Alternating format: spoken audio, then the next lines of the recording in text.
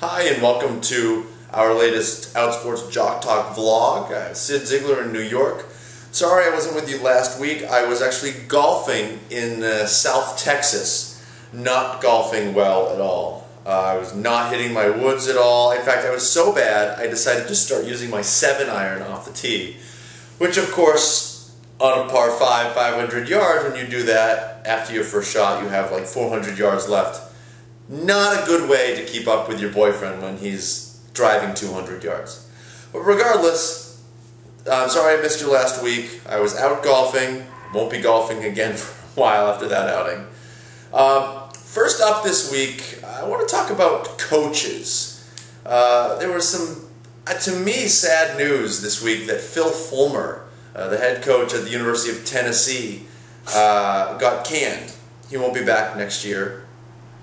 This is a guy who led the University of Tennessee Volunteers to a national championship about 10 years ago. He's won another conference championship. He's in a bowl game almost every year.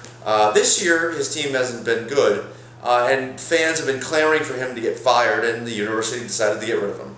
And to me, you know, you have a guy who takes your team to a bowl game every year. He's won a national championship. I don't understand why the clamoring to get rid of him. I mean, you have 1 or 2 bad seasons and you're out. The same thing happened with Lloyd Carr at Michigan. This is a guy who's won many conference championships, won a national championship. He had one not so great season.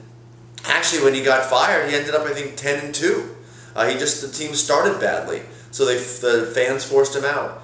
On the flip side, you have Joe Paterno at Penn State, who's been very up and down in his career, and here he is. You know, he had 4 to 5 years back in the early 2000s where he had a losing record, and this year he's back on top, back in the national championship picture.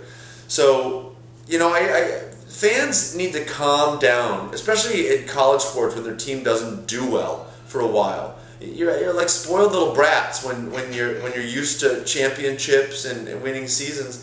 And so your team slips for a year or two. It happens, just like in Penn State. You know, a decent coach, they can bring them right back. So don't just blame the coaches and want to get rid of them, call for their heads. You know, these are guys that have given a lot to the school. They're teaching the kids. So calm down on them. Give them a little time, and just like Joe Paterno, generally they'll pull it around.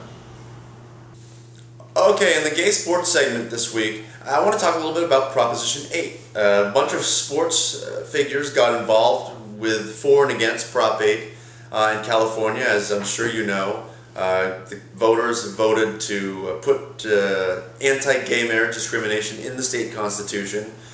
You had a couple of athletes, Jeff Kent of the Dodgers, Jacques Césaire with the San Diego Chargers, and a few others come out in support of the proposition, again, the opposing gay marriage. Then you had a bunch of pretty high-profile athletes come out against it. Charles Barkley, who was a former NBA great, he came out for gay marriage.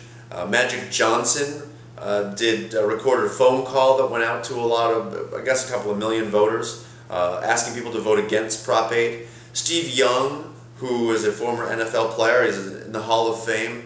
He and his family came out against Prop 8.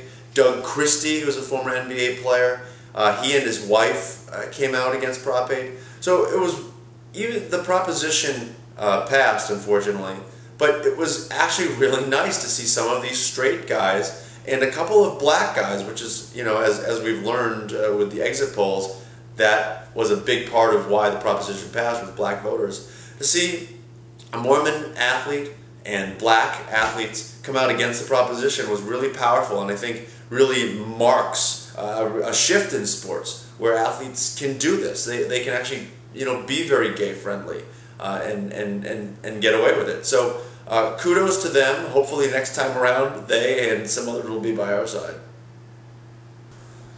Okay, our hot jock of the week, none other than Graham Harrell, the quarterback of Texas Tech. The big game in college football this past week was Texas at Texas Tech. They're number 1 and number 7 in the country, and Texas Tech pulled off a big upset. The play of the game Well, the 2 plays of the game came in the last 30 seconds when Harrell, who's the quarterback for the Texas Tech Red Raiders, threw what looked like an interception and the defender dropped it. Next play, he threw about a 30-yard touchdown pass with 1 second left or something, 8 seconds left, to seal the game.